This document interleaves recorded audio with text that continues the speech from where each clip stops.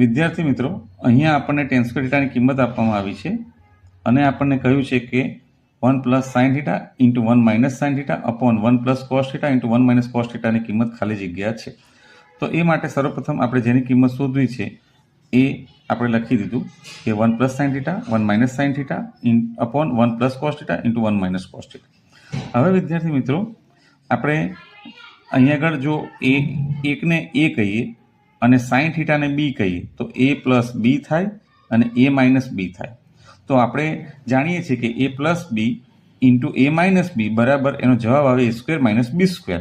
તો અહીં આગળ આપણે એ એટલે આપણે 1નો સ્ક્વેર એટલે એ સ્ક્વેર માઇનસ બી એટલે સાઇન થીટા અને એનો વર્ગ એટલે એ સ્ક્વેર માઇનસ બી સ્ક્વેર પ્રમાણે આપણે લખ્યું. છેદમાં પણ એ જ પ્રમાણે લખીશું કે 1નો સ્ક્વેર માઇનસ કોસ થીટાનો સ્ક્વેર. હવે વિદ્યાર્થી મિત્રો, 1નો સ્ક્વેર તો 1 થશે માઇનસ સાઇન થીટાનો વર્ગ સાઇન સ્ક્વેર થીટા થશે અને છેદમાં પણ 1નો સ્ક્વેર 1 થશે માઇનસ કોસ થીટાનો વર્ગ થશે કોસ સ્ક્વેર થીટા. હવે વિદ્યાર્થી મિત્રો, 1 માઇનસ સાઇન સ્ક્વેર થીટા નિત્યસમની કિંમત છે કોસ સ્ક્વેર થીટા અને 1 માઇનસ કોસ સ્ક્વેર થીટા નિત્યસમની કિંમત છે સાઇન સ્ક્વેર થીટા. હવે વિદ્યાર્થી મિત્રો, આપણે જાણીએ છીએ કે કોસ થીટા પણ સાઇન થીટા બરાબર તો કોટ થીટા થાય. માટે કોસ સ્ક્વેર થીટા પણ સાઇન સ્ક્વેર થીટા બરાબર શું થશે? કોટ સ્ક્વેર થીટા થશે. તો આપણે જેની કિંમત શોધવાની છે એનું ફાઇનલ સાદુરૂપ આપણને કોટ સ્ક્વેર થીટા મળ્યું. તો હવે આપણને જે કિંમત આપી છે ટેન સ્ક્વેર થીટા બરાબર 8/7.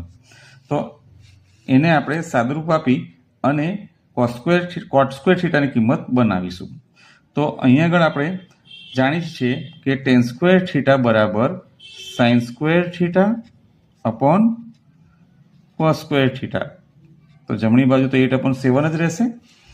હવે વિદ્યાર્થી મિત્રો, જો આપણે આ સૂત્રને ઉલટાવી દઈએ તો કોસ સ્ક્વેર થીટા છેદમાં સાઇન સ્ક્વેર થીટા થશે. તો આપણે જમણી બાજુ પણ ઉલટાવવું પડે તો 7/8 થશે. હવે વિદ્યાર્થી મિત્રો, આપણે જાણીએ છીએ કે cos square theta upon sine square theta એ તો કોટ સ્ક્વેર થીટાનું સૂત્ર છે. એટલે કોટ સ્ક્વેર થીટા બરાબર 7/8 આવ્યા.